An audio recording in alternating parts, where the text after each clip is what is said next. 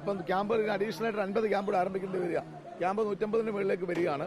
ഇതിന്റെ സ്ഥിതി എന്നാന്ന് ചോദിച്ചാൽ പടിഞ്ഞാറൻ പ്രദേശം അപ്പർ കുട്ടനാട്ടിൽ പ്രവർത്തിക്കുന്ന ക്യാമ്പുകൾ, പ്രത്യേകിച്ച് പെരിങ്ങര പഞ്ചായത്ത്, നിരണം പഞ്ചായത്ത്, ആ ക്യാമ്പുകളിൽ വെള്ളം കയറിയിരിക്കുകയാണ്. ഇപ്പം ചാത്തങ്കേരി ഗവൺമെന്റ് LP സ്കൂളിൽ നിന്നാണ് ഇപ്പോൾ എനിക്ക് വന്ന വഴിക്ക് വെളി വന്നത്. ആ ക്യാമ്പുകളിൽ തന്നെ നമ്മൾ ഇന്നലെ എത്തിയ ടോറസ് വാഹനത്തിലാണ്. നമുക്ക് ഇവിടുന്ന് ഭക്ഷണ സാധനങ്ങളും എല്ലാം എത്തിക്കുന്നത് തിരുവല്ലയിൽ നിന്നാണ്. എന്നിട്ട് അത് കൂടുതൽ ബുദ്ധിമുട്ടാണ്. ക്യാമ്പിൽ വെള്ളം കയറിയാൽ നമുക്ക് ഒരു നിമിഷം അവരെ അവിടെ നിർത്താനൊക്കത്തില്ല. അതുകൊണ്ട് ക്യാമ്പുകളിൽ നിന്ന് തിരുവല്ല നഗരസഭയിലെ MGM higher secondary school, SCS college സ്കൂളുകളിലേക്ക് അവരെ മാറ്റുകയാണ്. ഇതാണ് 2018 നമ്മൾ ഇത് തന്നെയാണ്. ഇനിയും പടിഞ്ഞാറ് അവർക്ക് അവരുടെ നാടുകളിലേക്ക് ക്യാമ്പുകളിൽ നിൽക്കാനൊക്കത്തില്ല. തിരുവല്ല ടൗണിലേക്ക് കൊണ്ടിരുന്നു. അവർക്ക് ഭക്ഷണ സാധനങ്ങൾക്കുള്ള ക്രമീകരണം വേണം. രാത്രി തന്നെ ക്യാമ്പുകളുടെ എണ്ണം വർദ്ധിച്ചു. ഇപ്പോൾ ഞാൻ CMS ഹൈസ്കൂളിലെ ക്യാമ്പിൽ നിന്നാണ് വരുന്നത്. അവിടെ 50 പേര് ആരംഭിച്ച ക്യാമ്പ് ഇപ്പം 100 പേരായിരിക്കുകയാണ്. പെട്ടെന്ന് രാത്രിയിൽ വെള്ളം കയറുമ്പോഴാണ് അവസാനമായി ആളുകൾ ക്യാമ്പിലേക്ക് കടന്നു വരുന്നത്.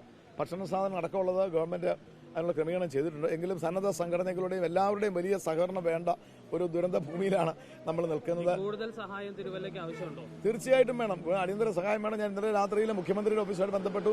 ഇപ്പോൾ തന്നെ ഞാൻ ചാർജുള്ള മന്ത്രി BC വിശ്വനാഥുമായിട്ടാണ് സംസാരിച്ചത്. എല്ലാ സഹായങ്ങളും ഗവൺമെന്റ് ചെയ്യുന്നുണ്ട്. എങ്കിലും അവർക്ക് വസ്ത്രങ്ങളില്ലാതാണ് പലർത്തിരിക്കുന്നത്. ഒറ്റപ്പെട്ട വീട്ടിലുടുത്ത വസ്ത്രമായിട്ട് വെള്ളത്തിൽ കയറുകയായിരുന്നു. സ്ത്രീകൾക്ക് അവിടെ വസ്ത്രം വെപ്പിക്കാനും പുരുഷന്മാർക്ക് ഉടുക്കാനുള്ള വസ്ത്രം വെപ്പിക്കാനും പായ, ഇത് അവർക്ക് വേണ്ട ഷീറ്റ്, ഈ കാര്യങ്ങളൊന്നും വീടുകളിൽ ഇട്ടേച്ച് വന്നുകൊണ്ട് അതുൾപ്പെടെ ക്രമീകരിക്കണം. നോർമലി ഗവൺമെന്റ് ചെയ്യുന്നത് ഭക്ഷണ സാധനങ്ങളടക്കം മെഡിക്കൽ സൗകര്യങ്ങളടക്കം ഗവൺമെന്റ് ചെയ്യുന്നുണ്ട്. ബാക്കിയുള്ളത് സന്നദ്ധ സംഘടനകളുടെ സഹകരണത്തോടുകൂടി തിരുവല്ലയിൽ ചെയ്തുകൊണ്ടിരിക്കുകയാണ്. ഇതാണ് മുമ്പോട്ട് പോകുന്ന നിലയെങ്കിൽ നമ്മൾ അപ്പർ കുട്ടനാട്ടിൽ നിന്നും ഇപ്പോൾ താമസിക്കുന്ന നമ്മുടെ പ്രത്യേകിച്ച് പെരിങ്ങര കടപ്പുറ പ്രദേശത്ത് വെള്ളത്തോട് ചേർന്ന് കിടക്കുന്ന പ്രദേശത്തെ ആളുകളെ തിരുവല്ല നഗരസഭയിലെ ക്യാമ്പുകളിലേക്ക് മാറ്റണം. അവിടെ കൂടുതൽ ക്യാമ്പ് ആരംഭിക്കണം. ഇപ്പോൾ തന്നെ 300-ലധികം ആളുകൾ വന്ന ക്യാമ്പുകളൊക്കെ ഇന്നലെ ഡിവൈഡ് ചെയ്തിരിക്കുകയാണ്. അന്നേരം നഗരസഭയിലെ സ്കൂളുകൾ അനുസരിച്ച് എല്ലാ മാനേജ്മെന്റുകളും സഹകരിക്കുന്നുണ്ട്. ക്യാമ്പുകൾ ടൗണിൽ കൂടുതൽ സജ്ജമാക്കേണ്ട ഒരവസ്ഥയാണ് ഇപ്പോൾ ഉള്ളത്. ആറന്മുളയിലെ വെള്ളം ഇങ്ങോട്ട് ഇനിയും വരാനുണ്ട്. അപ്പോൾ അത് കൂടുതൽ പ്രതിസന്ധിയിലേക്ക് കാര്യങ്ങൾ എത്തിക്കില്ലേ? കാരണം 3 ദിവസം മുമ്പ് റാന്നിയിലെ വെള്ളം ഇങ്ങോട്ട് വന്നു. ഈ മഴ പെയ്തുകൊണ്ടിരിക്കുമ്പോഴത്തേക്ക് റാന്നിയിലെ വെള്ളം ആറന്മുളയിലും കോടഞ്ചേരിയിലും 3-ാം ഘട്ടത്തിൽ ഇവിടെ വരുന്നത്. എല്ലാ പ്രാവശ്യത്തെ വെള്ളപ്പൊക്കത്തിൽ ഇതാ. അവിടെ വെള്ളപ്പൊക്കം കഴിഞ്ഞാലും ഇവിടെ വെള്ളപ്പൊക്കം 3-4 ദിവസം നിൽക്കും. ഇവിടുന്ന് വളരെ സാവധാനം മാത്രമേ വെള്ളം ഇറങ്ങുള്ളൂ. അതിൻ്റെ ഒരു വലിയ ബുദ്ധിമുട്ടിലാണ് ജനങ്ങളാകെ ഒരു വരുമാനം. അതുപോലെ വൈദ്യുതി, നിങ്ങൾ പ്രത്യേകമായി ഞങ്ങൾ പറയാം, വൈദ്യുതി കണക്ഷന് ഒട്ടുമുക്ക മേഖലകളിലും ഇല്ല. അത് വൈദ്യുതി ഒരു പ്രിക്വേഷൻ എന്നുള്ള നിലയിൽ ഓഫാക്കിയിരിക്കുകയാണ്. നഗരസഭയുമായി ബന്ധപ്പെട്ട ആശുപത്രികളുടെ പ്രവർത്തനങ്ങൾക്ക് വളരെ ബുദ്ധിമുട്ടായിരിക്കുകയാണ്. ഇപ്പം തന്നെ ഒറ്റപ്പെട്ട് കിടക്കുന്ന ചാത്തങ്കേരി അടക്കമുള്ള ഒറ്റ ഹോസ്പിറ്റലേ ഉള്ളൂ. അവിടെ രോഗികളുണ്ട്.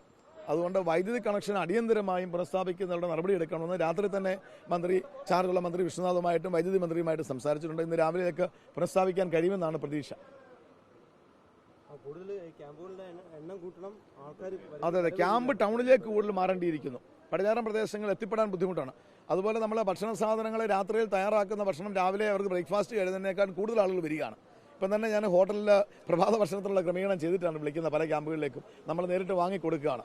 അത്തരത്തിൽ നമ്മൾ ജനപ്രതിനിധി എന്നുള്ള നിലയിൽ നമ്മൾ സ്വന്തം നിലയിൽ മാത്രമല്ല സന്നദ്ധ സംഘടനകളെല്ലാം അതുമായിട്ട് സഹകരിപ്പിച്ച് മുമ്പോട്ട് പോകണം.